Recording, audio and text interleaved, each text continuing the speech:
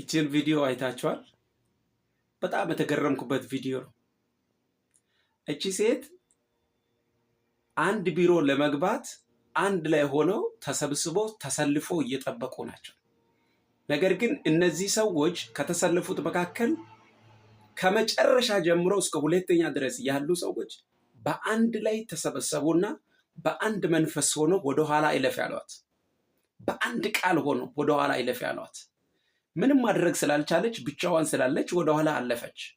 ነገር ግን ወደኋላ አልፋ ባለችበት ሰዓት ያልተጠበቀ ነገር ሆነ።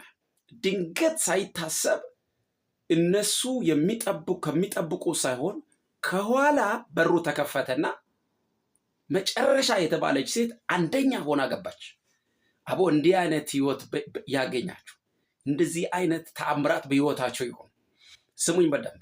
በቢሮ በአገልግሎት በህይወታችሁ በተለያየ አይነት አጋጣሚ መጨረሻ ሰዎች ተመካክሮ ወደ መጨረሻ ያሳልፏችሁ ሰዎች፣ መጨረሻ የተባላችሁ ሰዎች፣ በቃው የተባላችሁ ሰዎች መልእክት አለኝ ለእናንተ።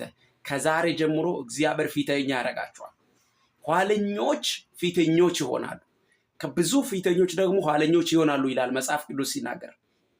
ስማኝ፣ እግዚአብሔር ፈረደላት። የሚገርማችሁ ነገር በጣም በሚገርም ተአምራት መጨረሻ የተባለች ሴት አንደኛ ሆነች። እግዚአብሔር ይህን ተአምራት ያደርግላችሁ። በቤታችሁ፣ በህይወታችሁ፣ በዘመናችሁ መጨረሻ የተባላችሁ በቃ የተባላችሁ ሰዎች ይሄ ተአምራት በቤታችሁ ይሆናል። በጌታ በኢየሱስ ኮፒ ሊንክ ሼር አድርጉ።